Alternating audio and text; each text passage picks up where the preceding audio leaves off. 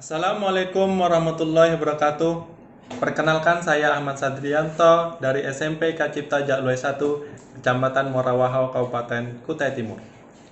Selamat datang dan selamat bergabung dalam Guru Belajar tahap 4 seri pengembasan asesmen kompetensi umum, yaitu yang diselenggarakan oleh Direktorat Jenderal Guru dan Tenaga Kependidikan, Kementerian Pendidikan dan Kebudayaan Republik Indonesia.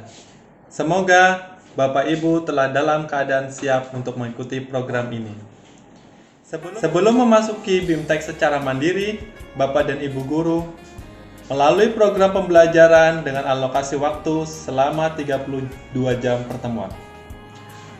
Bapak Ibu dapat atur waktu secara fleksibel untuk mengerjakan tahapan demi tahapan. Untuk asesmen ini, berharap mendukung perubahan yang disampaikan melalui Menteri Pendidikan dan Kebudayaan yang terarah pada sistem pembelajaran di abad 21, dengan tetap menekankan profil pelajar Pancasila, yaitu beriman bertakwa kepada Tuhan Yang Maha Esa, berbenika, bergotong royong, kreatif, bernalar kritis, dan mandiri, dengan menekankan keberhasilan sistem pendidikan yang lebih difokuskan pada pencapaian kompetensi siswa yang meliputi pengetahuan, keterampilan, dan sikap. Adapun kriteria peserta asesmen nasional melalui pemilihan sampel kelas 5, 8, dan 11 secara acak tidak semua peserta. Hal ini terkait dengan tujuan dan fungsi asesmen nasional melakukan evaluasi sistem untuk memetakan mutu sekolah dan sistem pendidikan secara menyeluruh. Hasil asesmen nasional diharapkan menjadi dasar dilakukannya perbaikan pembelajaran. Mari sama-sama Bapak Ibu kita dengarkan penyampaian dari Menteri Pendidikan dan Kebudayaan Republik Indonesia agar asesmen ini lebih mantap lagi. Peningkatan sistem evaluasi pendidikan adalah bagian dari kebijakan Merdeka Belajar yang didukung penuh oleh Presiden Jokowi dengan tujuan utama mendorong mutu pembelajaran dan hasil belajar para murid.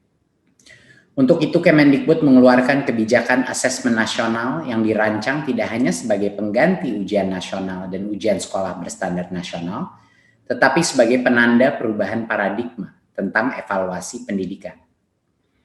Perubahan mendasar asesmen nasional adalah tidak lagi mengevaluasi capaian murid secara individu, akan tetapi mengevaluasi dan memetakan sistem pendidikan berupa input, proses, dan hasil. Potret layanan dan kinerja setiap sekolah dari hasil asesmen nasional ini kemudian menjadi cermin untuk kita bersama-sama melakukan refleksi, mempercepat perbaikan mutu pendidikan Indonesia. Asesmen nasional terdiri dari 3 bagian, yaitu pertama, asesmen kompetensi minimum atau AKM. Kedua, yaitu survei karakter. Dan yang ketiga adalah survei lingkungan belajar. Asesmen kompetensi minimum atau AKM dirancang untuk mengukur capaian murid dari hasil belajar kognitif, yaitu literasi dan numerasi. Kedua aspek kompetensi minimum ini menjadi syarat bagi murid untuk berkontribusi di dalam masyarakat, terlepas dari bidang kerja dan karir yang ingin mereka tekuni di masa depan.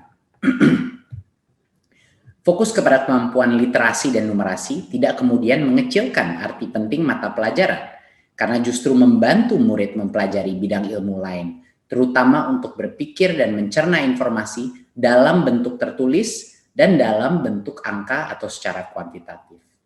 Jadinya kemampuan literasi dan numerasi adalah kemampuan yang akan berdampak kepada semua mata pelajaran yang diajarkan dan dipelajari oleh murid-murid kita. Bagian kedua adalah dari asesmen nasional adalah survei karakter, yang dirancang untuk mengukur pencapaian murid dari hasil belajar sosial emosional berupa pilar karakter untuk mencetak profil pelajar Pancasila.